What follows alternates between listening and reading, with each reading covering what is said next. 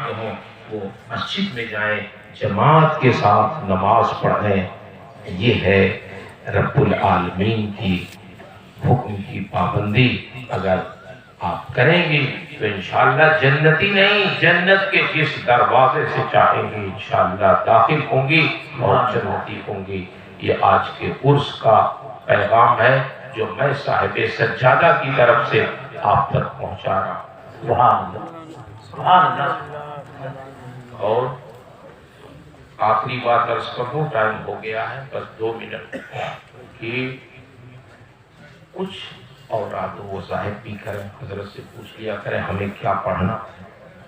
جب تنہائی میں ہو جائیں تو حدیث شریف میں آیا ہے رجل ذکر اللہ خالیا ففاضت عینا، اس شخص کو قیامت میں رب العالمین کے عرش اعظم کے سائے میں رکھا جائے گا جو تنہائی میں اپنے رب کے احسانات کو یاد کرے اور اپنے گناہوں کو یاد کرے، پھر اس کے آنکھوں سے آنسو گر جائے تو اللہ تعالیٰ قیامت میں اپنے عرش اعظم کے سائے میں نور کی کرسیوں پہ اس کو سبحان اللہ، سبحان اللہ۔ ایک چیز یاد کر رکھ لیں، جب تک آدمی روتا نہیں ہے تب تک کام نہیں ہوتا۔ آنسو بہاؤ، تنہائی میں بیٹھ کے، مجمع میں تنہائی میں بیٹھو، اپنے گناہوں کو یاد کرو، اللہ کے احسانات کو یاد کرو۔ اس پہ میں ایک چھوٹی سی حکایت سنا کے اپنی بات ختم کر دوں، اگر دلا دو۔ ایک بزرگ تھے اہل اللہ، ولی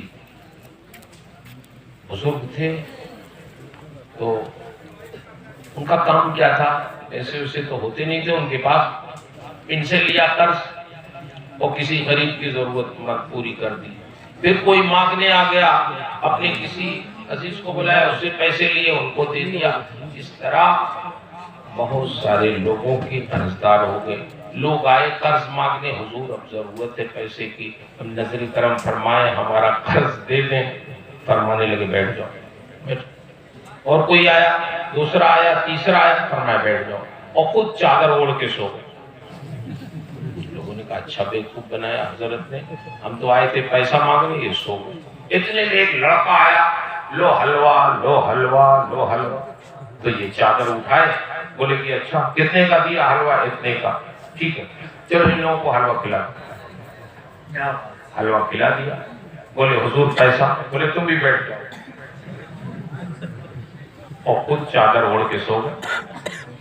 اب لڑکا لگا رونے کہ میری ماں نے تو حلوہ بنا کے دیا تھا اور یہ حضرت صاحب میرا حلوہ سب ادھار بھجوا دیا، اور خود چادر پہ اوڑھ کے سو گئے۔ اب ابھی کا اگر میں جاؤں گا تو والدہ کہیں گی پیسے، تو سمجھیں گی پیسے تو دوں گا نہیں، تو وہ سمجھیں گی کہ یہ سارا حلوہ خود ہی کھا لیا، بیچا نہیں۔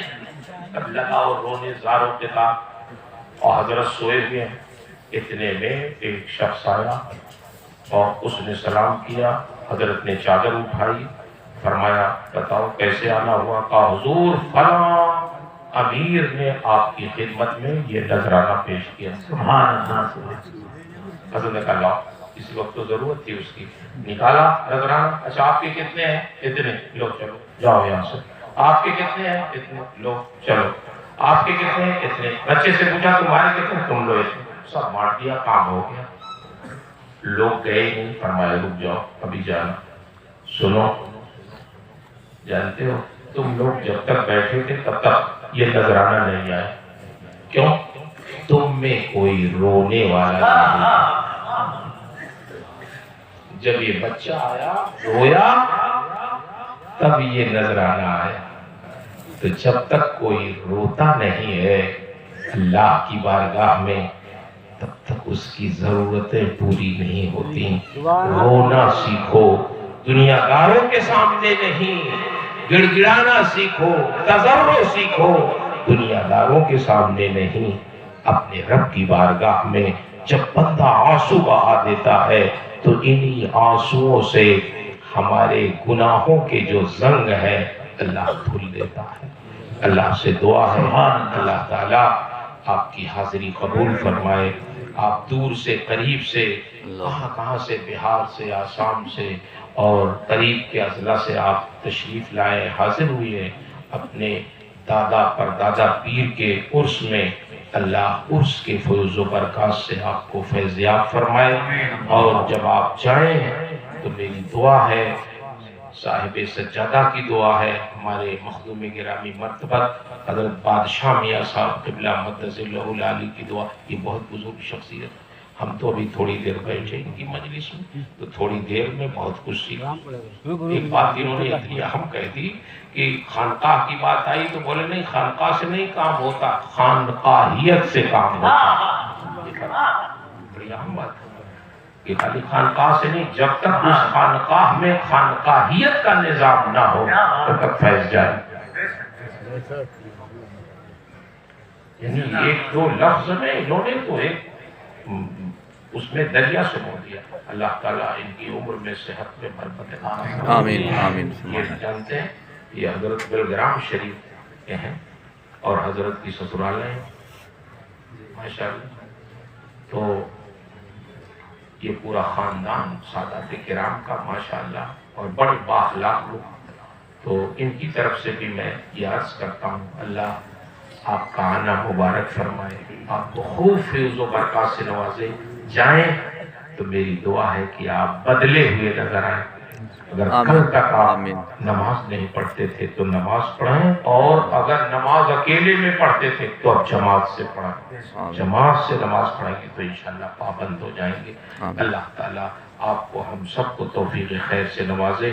صاحب سجادہ حضرت مولانا سید غلام رسول صاحب اور آپ کے چھوٹے بھائی حضرت مولانا سید عبدالودود صاحب اور آپ کے صاحبزادگان گھر کے جو صاحبزادگان، اللہ سب کی عمروں میں برکت آمین آمین. سب کو صحت و عافیت سے رکھے. ان کے ذریعے سے ہم سب کی نگاہیں ٹھنڈی رکھے اور ان کے فیض و برکات سے ہم سب کو فیضیاب فرمائے.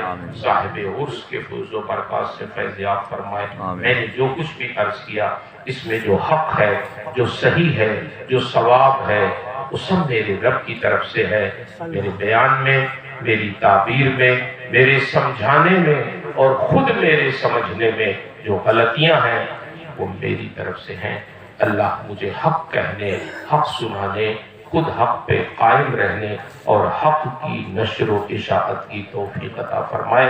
استغفر اللہ ربی من کل ذنب و اتوب الیہ. السلام علیکم.